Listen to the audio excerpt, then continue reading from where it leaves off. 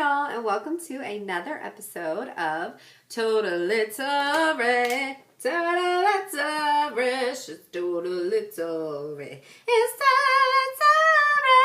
Totally Tori. Anyways, I'm Tori. Hello. And I'm sure some of y'all are wondering, girl, what's going on with your face? This is a makeup channel for the most part. You ain't got no makeup on. You look busted. Well, let me just say, I thought I would try out a new video series that my friend suggested. Thank you, Holly. I love you. And what she suggested was just 5-minute videos that are short and simple, and that way you can watch them in between classes, you know, on lunch, whenever you don't have a whole lot of time. And you, you know, can see how to do basic makeup things or whatever I feel like showing you. So today I thought I would show y'all how I fill in my eyebrows. So that's why I have no other makeup on.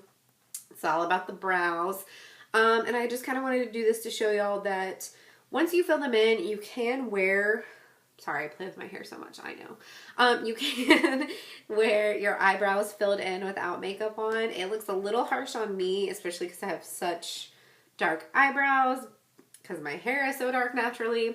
But you can do it. So typically, this is a tip for y'all. What I do is I will fill in my eyebrows, and then when I wash my makeup off, I just like do my eyes, and I'll wash my skin, obviously. I just avoid my eyebrow area because, you know, that's one of those things why I need to clean my eyebrows.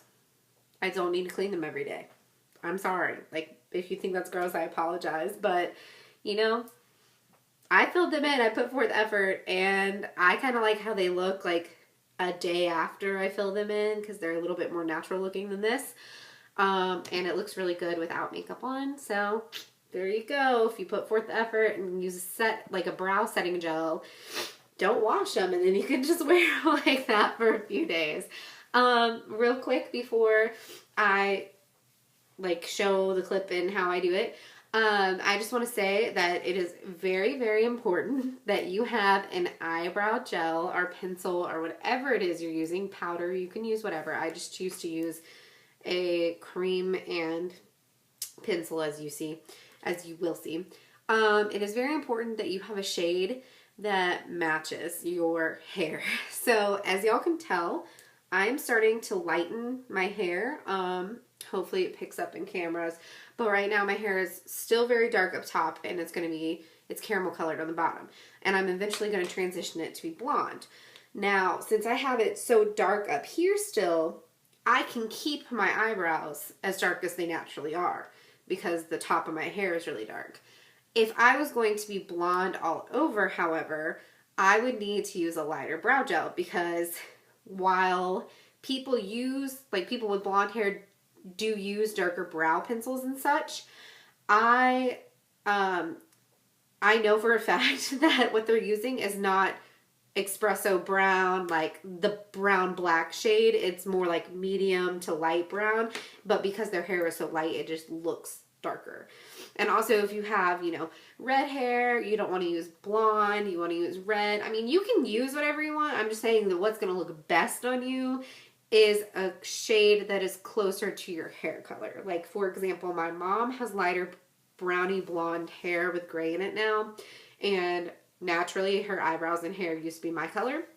And if she was to do her eyebrows this shade now, oh,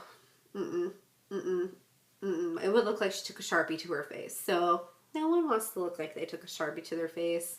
And if I had blonde pomade in mine, they wouldn't show up at all. So what's the point in filling them in? So there's just my little tip for you. So just make sure you try to find a shade that's close to your hair color, and that's it. So if you want to see how I get my eyebrows to look this banging, please keep watching. First, I'm going to be using the NYX Micro Brow Pencil in Expresso. I use the spoolie side to smooth out my eyebrows, and then I line my eyebrows with the pencil side. So I like to do the top of my eyebrows first, then I go underneath. And I stay really close to my actual eyebrow line because I don't need to make mine thicker. If you do what's good for you. I just personally don't need to, so I don't. I do, however, like to make the outer point of my arch extremely sharp, as you can tell, so that's what I like to focus on. So I'm going to fill in just that corner and a little bit of the tail with the pencil. Then when I go in to the inner corner of my eyebrow with the pencil, I use vertical strokes as opposed to horizontal strokes because that's the way your hair grows, so it makes it look more natural when you do it that way. In an up and down motion like so. Then I'm taking an angular brush and I am taking the Anastasia Beverly Hills Dipbrow Pomade in dark brown. And I'm going to be going over that outer corner just to make it really set and blend very well. And I'm going to be filling in the rest of my eyebrows with that. Just because the pencil sometimes is really hard to get a good pigmentation with it, but the brow gel is amazing. Or the pomade, I mean. And don't worry if it's sloppy. We're going to clean everything up with a makeup wipe, so no need to fret. Then I'm going to take a spoolie and go over that because that product can get kind of cakey if you are heavy-handed, which I kind of am sometimes, not going to lie. So I just like to go through with a spoolie to make sure everything is blended and there's no cakey clumpiness. Then I take a clean makeup wipe and I go over my outer lines of everything. And I also like to kind of go over the inner corner just to make it a little bit lighter because your inner corners are naturally lighter on your eyebrows. So it's nice to keep it that way when you fill them in to make them look a little bit more natural. So there is the bad eyebrow, boo, and good eyebrow, yay! So then I'm going to set everything with the Anastasia Beverly Hills Clear Brow Gel. This was a free sample I got, but it's pretty awesome. It makes them set for life. So there you have it, guys. Hope you enjoyed this.